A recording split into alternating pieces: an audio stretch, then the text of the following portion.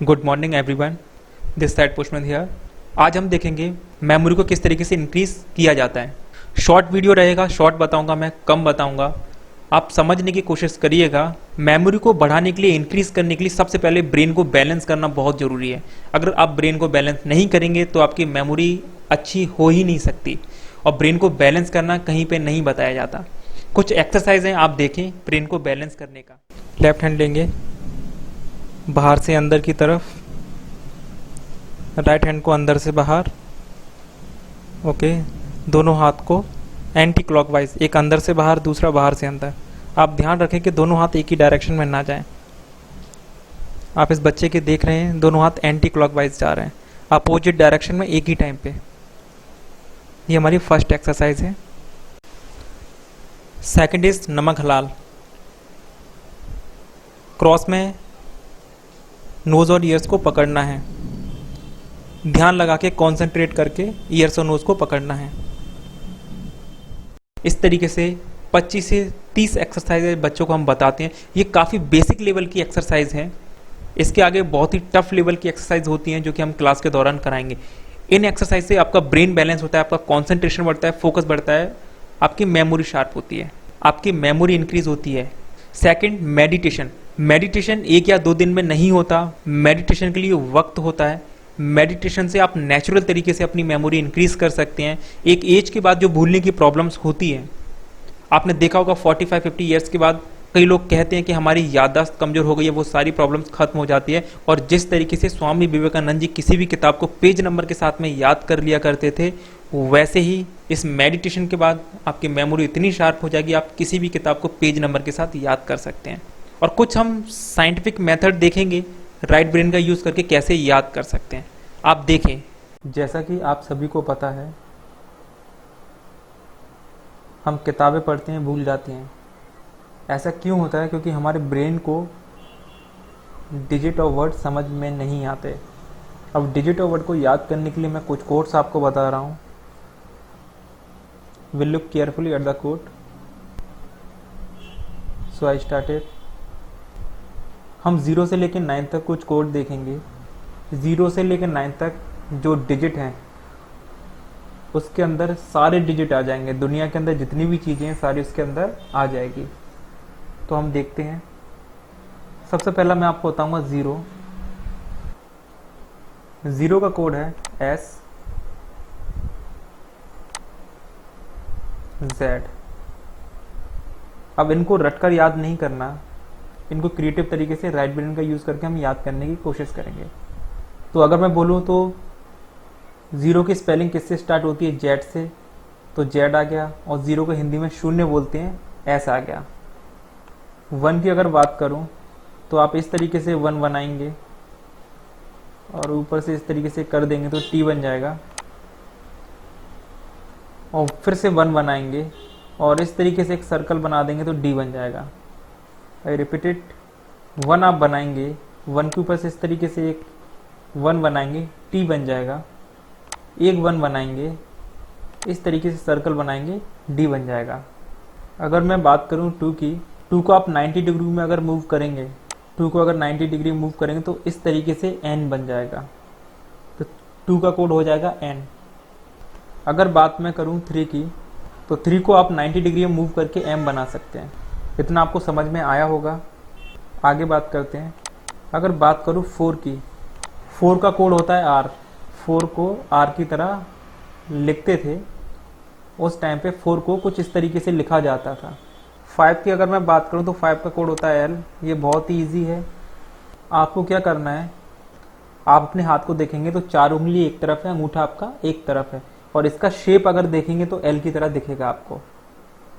आप ऊपर उंगलियों से नीचे लेके जाइएगा और फिर अंगूठे को अगर देखेंगे तो एल की तरह दिखेगा।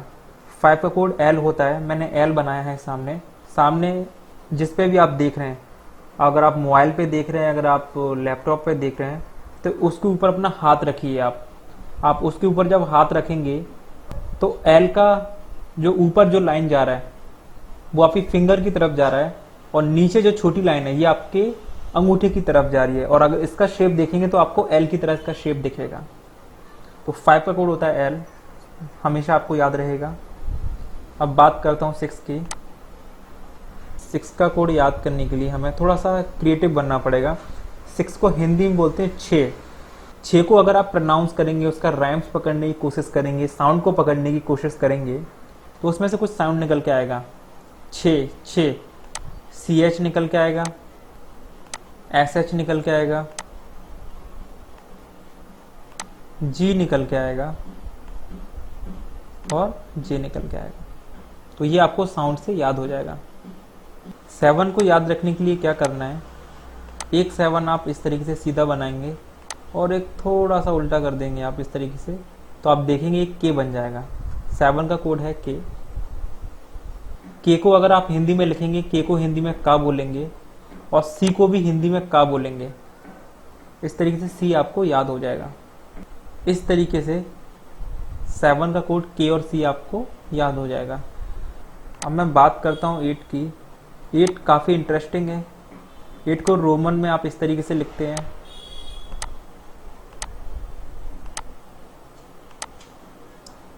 कोड इसमें छिपा है। 8 का सबसे पहले V निकाल लेंगे आप। 8 का सबसे पहले V निकाला आपने, देन ये 3 लाइन जो आपके पास बची हैं, ये 3 लाइन जो आपके पास अभी बची हुई हैं, इनमें से एक लाइन को हम सीधा खींचेंगे, 2 लाइन को इस तरीके से कर देंगे, तो ये हो गया F। तो 8 का कोड हो गया V और F। अगर बात करते हैं हम 9 की, 9 को आप उल्टा करेंगे, P बन जाएगा, और P को अगर जस्ट आप उल्टा करेंगे, नीचे की तरफ करेंगे, तो ये B बन जाएगा। इस तरीके से आपने देखा 0 से 9 तक का कोड। स्टूडेंट, ये कोड याद करना बहुत ज़रूरी है आपके लिए। इन कोड के माध्यम से किसी भी किताब को हम पेज नंबर के साथ में याद कर सकते हैं, कुछ भी याद कर सकते हैं। आगे कुछ मेथड्स मैं आपको बताऊंगा, वो आप देखें। अब इन कोड को डिकोड कैसे करेंगे वो देखते हैं हम। अगर गौर किया हो तो इसमें वॉवल्स का यूज़ नहीं हुआ है, और वॉवल्स का हम लोग यूज़ नहीं करते। वॉवल्स का यूज़ हम किसी भी चीज़ को कंप्लीट करने के लिए करेंगे। एग्जाम्पल कुछ हम देखते हैं। जैसे आपके सामने मैं लिखता हूँ बैट,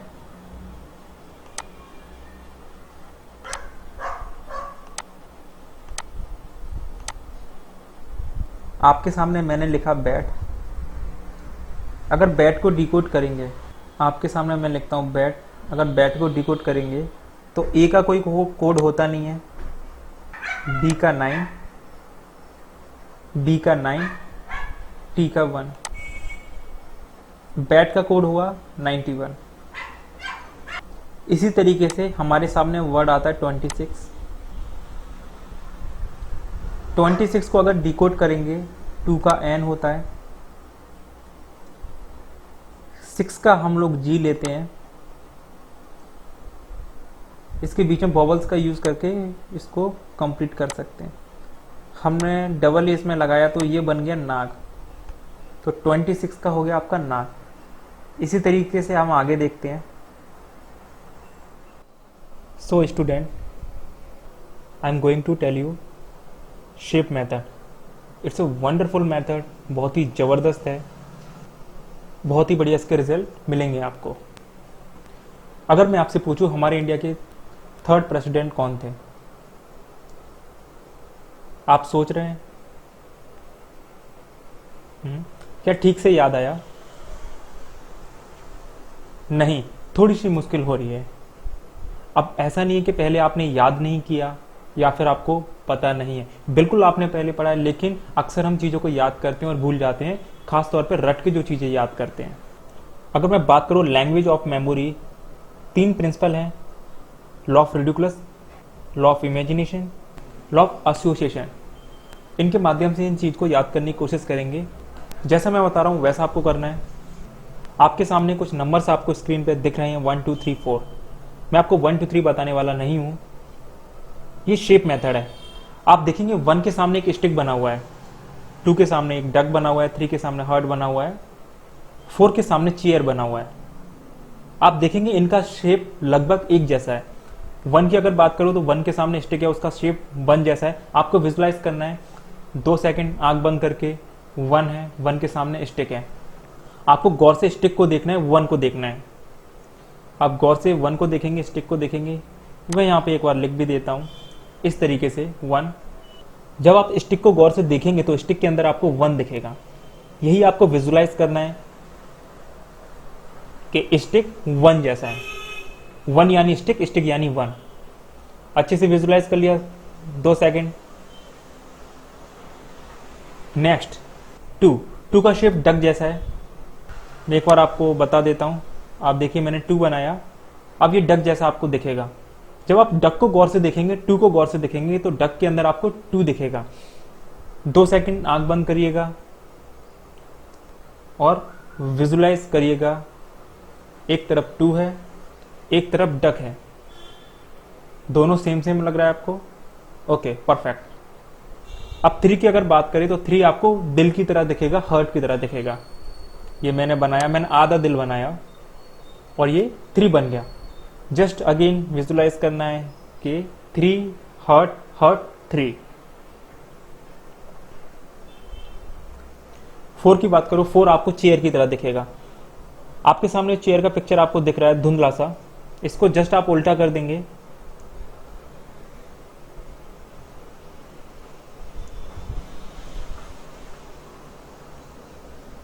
सी, आप देखेंगे चेयर का जो 4 लेग्स होता है उसको ऊपर की तरफ कर देंगे इस तरीके से, और ये आपको look like a 4। Just visualize करना है।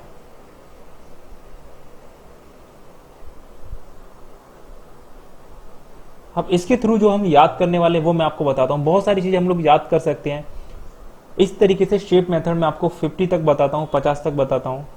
अभी डेमो के लिए मैंने 4 तक आपको बताया है। कुछ चीजें हम इसके थ्रू याद करेंगे, और जो चीज आप याद करने वाले हैं उस पर थोड़ा सा फोकस करेंगे, आप देखेंगे कि उसको आप लाइफ टाइम भूलने वाले नहीं हैं। जैसा कि शुरू में मैंने आपसे प्रेसिडेंट के बारे में पूछा, उसी के बारे में बात कर लेता हूं। वैसे तो काफी सारी चीजें, लॉन्ग आंसर, शॉर्ट आंसर, किसी भी चीज को इससे याद कर सकते हैं।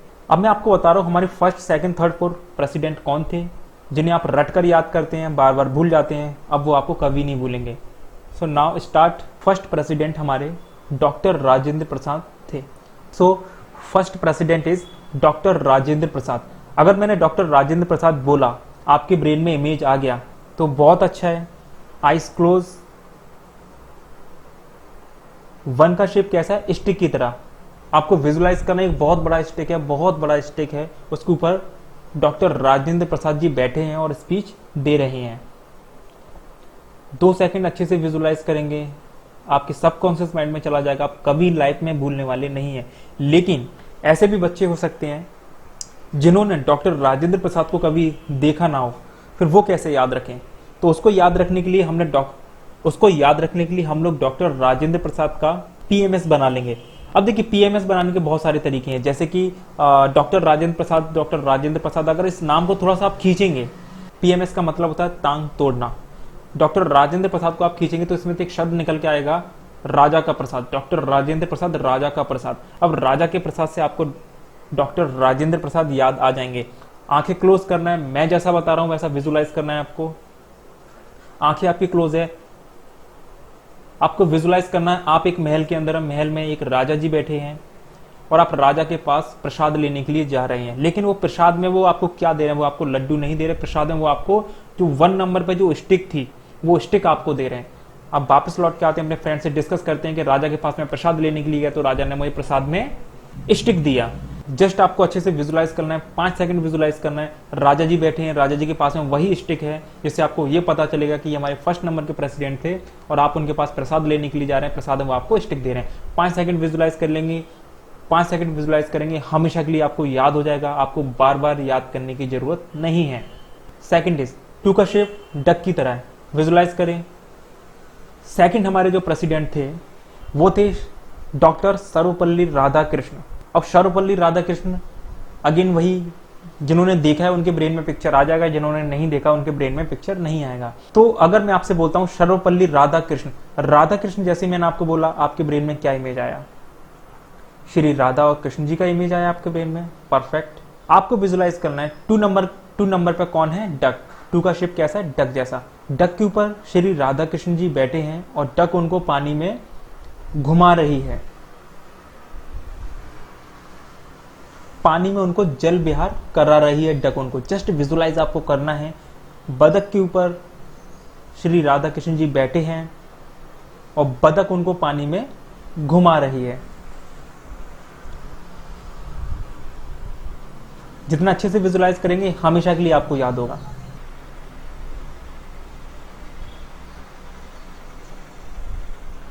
Third president is Zakir Hussain. जैसे ही मैंने नाम लिया जाकिर हुसैन तो आपके ब्रेन में आया होगा इमेज उन जाकिर हुसैन का जो कि तबला वादक है, जिनके घुंघरालू बाल हैं, और जब भी आप उनका पिक्चर देखेंगे वो आपको ढोलक या तबला बजाते हुए दिखते हैं। थर्ड का शेप कैसा है, आंखें बंद करके विजुलाइज करेंगे। थर्ड का शेप कैसा है, दिल जैसा, हर्ट जैसा। आपको विजुलाइज करना है कि जो जाकिर हुसैन जी जो तबला बजा रहे हैं वो तबला हर्ट की शेप का है, वो तबला दिल की शेप का है, और जब भी वो उसे बजाते हैं उसमें से दिल निकलता है, हर्ट निकलता है। Just visualise.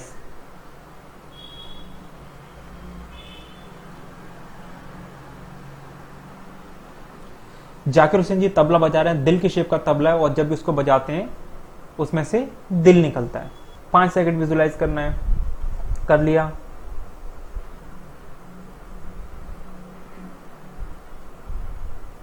नेक्स्ट फोर का शेप कैसा है, चेयर जैसा। आप बिल्कुल भी चीटिंग नहीं करेंगे, आंख बंद करेंगे, 4 कैसा दिखेगा, चेयर जैसा। मुझे एक बात बताइए, चेयर के ऊपर अगर मान के चलो एक कोई लड़का बैठा है और चेयर से वो गिर जाता है, आप उसको क्या बोलेंगे? लड़का गिरा, लड़का गिरा, लड़का गिरा। आपको विजुलाइज करना है, आप किसी फंक्शन के अंदर गए, फंक्शन में किसी की वाइफ बैठी हुई है चेयर के ऊपर। वाइफ को हम लोग क्या बोलते हैं, बीवी। वाइफ को हम बीवी बोलते हैं। वो बीवी जो है किसी की बीवी है जो चेयर के ऊपर बैठी है, और चेयर से वो एकदम गिर जाते हैं। चेयर से बीवी गिर जाते हैं तो आप उनको क्या बोलेंगे? बीवी गिरी, बीवी गिरी, बीवी गिरी। चेयर से बीवी गिर चुकी है और आप उनको बोल रहे हैं बीवी गिरी, बीवी गिरी, बीवी गिरी। तो फोर्थ हमारे जो प्रेसिडेंट थे वो थे बीवी गिरी। एक बार 1 से 4 तक विजुलाइज कर लें अच्छे से, और मैं उम्मीद करता हूं आप बिल्कुल भी नहीं भूलेंगे, हमेशा आपको याद रहेगा, आपको याद रहेगा। नेक्स्ट मैं आपको बताना चाहूंगा कि आप किसी का बर्थडे कैसे याद कर सकते हैं। अक्सर हमें बर्थडे कैसे याद आता है, फेसबुक रिमाइंडर से, या फिर कहीं पे हमने लिख कर रखा है। अभी जो मैं आपको बताने वाला हूँ उससे आप कभी नहीं भूलेंगे, बहुत ही इंटरेस्टिंग है। जानना चाहते हैं? स्टार्ट करता हूँ। How to remember birthday date.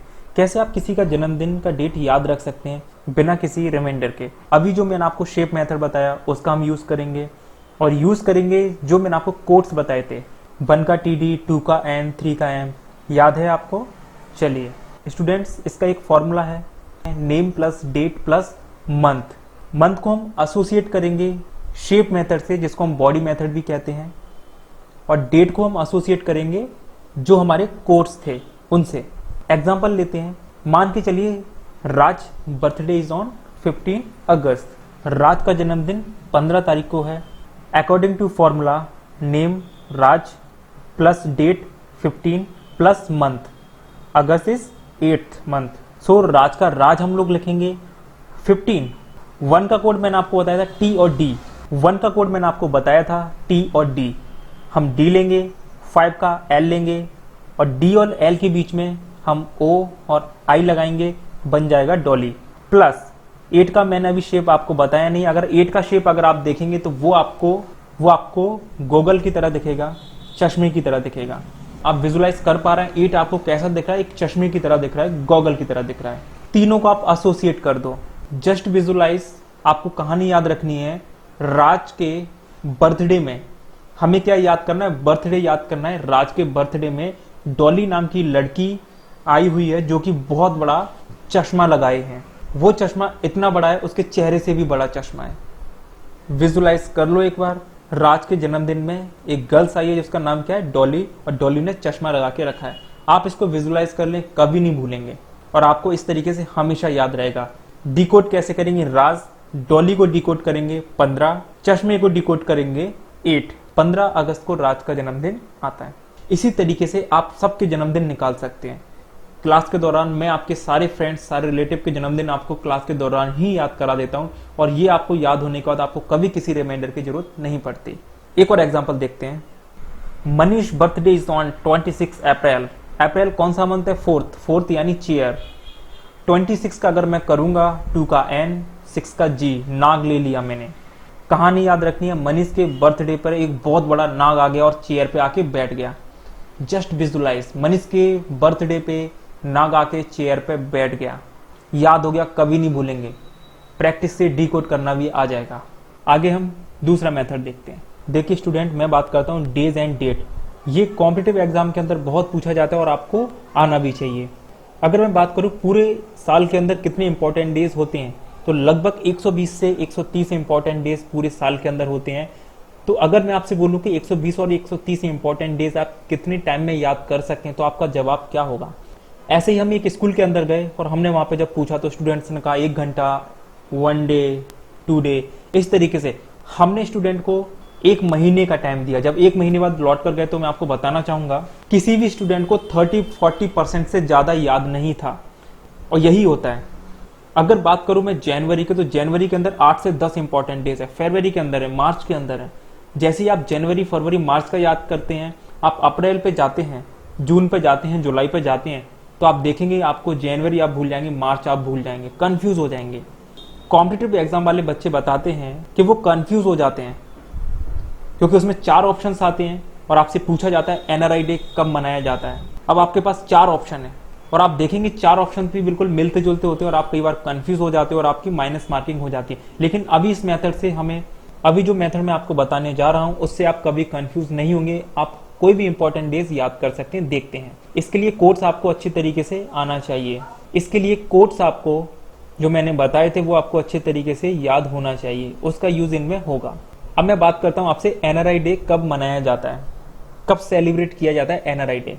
एक तो ये तरीका आप याद करें और भूल जाएं जैसा कि हर बार होता है, लेकिन हमारी क्लास लेने का मतलब क्या जब आप भूल ही जाओ। जो मैं आपको चीजें बता रहा हूं, जब आप विजुलाइज करते हैं, इमेजिनेशन करते हैं, एसोसिएशन करते हैं, इससे आपके ब्रेन के न्यूरॉन्स ट्रेंड होते हैं और आप राइट ब्रेन का यूज करके याद करते हैं और आपको हमेशा के लिए चीजें याद हो जाती है। तो इसमें आपको याद भी हो रहा है और आपकी एक्सरसाइज भी हो रही है। तो इसमें 2 काम हो रहे हैं, आपकी एक्सरसाइज भी हो रही है और आपको याद भी हो रहा है। अब देखिए एनआरआई लोग कौन होते हैं। एनआरआई लोग वो होते हैं जो कि इंडिया के होने के बावजूद भी इंडिया के अंदर नहीं रहते, विदेश में जाके सेटल्ड हो जाते हैं, अब्रॉड में जाके। अब ऐसे लोग जो कि इंडिया के होने के बावजूद इंडिया के अंदर नहीं है, ऐसे लोग हमारे लिए कौन है? बैड हैं। बस आपको ये याद रखना है कि एनआरआई लोग बैड होते हैं। इनको हिंदी में बोलते हैं प्रवासी भारतीय।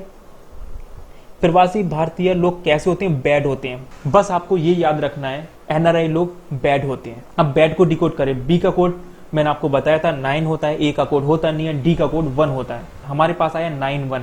पहले जो आपको मिला है वो डेट है, यानी एनआरआई डे 9 तारीख को सेलिब्रेट किया जाता है। अब किस मंथ में सेलिब्रेट किया जाता है? डी का आया 1 यानी फर्स्ट मंथ हमारा जनवरी। Yes, 9th of January. So NRI day 9th of January को सेलिब्रेट किया जाता है। इसको याद रखने के लिए मैं आपको स्टूडेंट बताना चाहूंगा पावरफुल टेक्निक SQRQ। SQRQ के अंदर क्या करना है आपको? सेल्फ क्वेश्चन, रिवर्स क्वेश्चन याद रखने का तरीका। एनआरआई डे आप अपने आप से सवाल करेंगे और अपने आप को जवाब देंगे। मैं आपको बताता हूं, जैसे एनआरआई डे 9 तारीख को सेलिब्रेट किया जाता है। एनआरआई डे कब सेलिब्रेट किया जाता है? 9 तारीख को। 9 तारीख को क्या सेलिब्रेट किया जाता है? NRI day. अच्छा, एनआरआई लोग कैसे होते हैं? बैड होते हैं। अच्छा, बैड को डिकोड करेंगे तो क्या होगा? बैड को डिकोड करेंगे तो बी का 9 आएगा, डी का 1 आएगा, ए का कुछ होता नहीं है, 9-1 यानी 9 जनवरी। इस तरीके से आप करेंगे, हमेशा के लिए आपको याद हो जाएगा। सेकंड देखते हैं, नेशनल यूथ डे, राष्ट्रीय युवा दिवस। इसे स्वामी विवेकानंद जयंती भी कहते हैं। इसे स्वामी विवेकानंद जयंती भी कहते हैं। याद ये रखना है, ये यूथ लोग जो हैं, युवा लोग जो हैं, आजकल के युवा जो लोग हैं, यूथ लोग हैं, वो क्या ज्यादा पीना पसंद करते हैं? ठंडा। आपको याद रखना है आजकल के युवा लोग ठंडा ज्यादा पीते हैं। बस ये याद रखना है, ठंडा बोले तो कोका कोला, ठंडा ज्यादा पीते हैं। ठंडा को डिकोड करेंगे तो क्या आएगा? टी का 1, एच का होता नहीं है, ए का होता नहीं है, एन का 2, डी का 1, ए का होता नहीं है, 1 to 1। अब 1 to 1 आपके सामने आया। ऐसा तो हम करेंगे नहीं कि 1 अगर आप तारीख लेते हैं तो 21 मंथ, 21 तो कोई मंथ होता नहीं, इसलिए 12 आप लेंगे। 1 to 1 12 ले लेंगे, फर्स्ट मंथ यानी 12th ऑफ जनवरी। एक और मेथड मैं आपको बताता हूँ। इस तरीके से जितने भी इंपॉर्टेंट डेज हैं, 120 130 जितने भी इंपॉर्टेंट डेज हैं, हमारी क्लास में 1.5 घंटे में हम उसको याद करा देते हैं और उसको याद करने के बाद घर पे एक बार आपको रिवीजन करना होता है और वो आपको हमेशा के लिए याद होते हैं। इन इंपॉर्टेंट डेज को स्टूडेंट पूरी लाइफ में याद नहीं कर पाते, हमें अक्सर याद नहीं होते। जो हमारी यूज में 10-15 आते हैं वही हमें याद होते हैं, लेकिन हमारी क्लास में इस टेक्निक से हम आपको सारे इंपॉर्टेंट डेज 1.5 घंटे में हम आपको याद करा देते हैं। याद करना इंपॉर्टेंट नहीं है, याद रखना इंपॉर्टेंट है, वक्त पे याद आना इंपॉर्टेंट है, तो वो हम कराते हैं। Next method, PMS method is personal meaning system.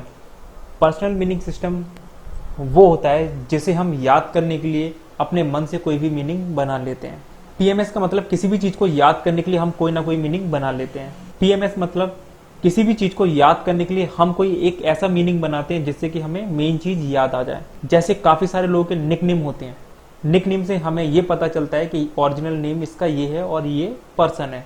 जैसे अगर मैं आपसे बोलता हूँ बिग, बिग माने होता है बड़ा, जो कि एक यूनिवर्सल मीनिंग है। डिक्शनरी में आप देखेंगे या किसी से भी पूछेंगे सब बड़ा बताएंगे, लेकिन वो तो याद भी होता है, कई बार हम भूल जाते हैं, कई सारे मीनिंग हम लोग भूल जाते हैं। लेकिन इसको अगर मैं इमेज में कन्वर्ट करूं, इसको पीएमएस में कन्वर्ट करूं, तो बिग का मतलब आप एक बड़ा हाथी सोच सकते हैं, बड़ा किला सोच सकते हैं, बिग बी सोच सकते हैं, कुछ भी सोच सकते हैं, कोई भी बड़ी चीज आप सोच सकते हैं और उससे आपको बिग याद आ जाएगा। पीएमएस से हम जानेंगे विधानसभा लोकसभा कैसे हम याद कर सकते हैं। अगर बात करूं मैं असम की, असम के अंदर हम लोग जानेंगे विधानसभा लोकसभा। एक तो वही तरीका आप याद करो भूल जाओ जैसा कि हर बार होता है, और एक ये तरीका है। असम का पीएमएस हम लोग बनाएंगे असम असम असम। असम का बना लिया हमने आसाराम, असम का आसाराम। अब चूंकि आसाराम जी का नाम बेकार हो चुका है तो हम उनके ऊपर बना सकते हैं।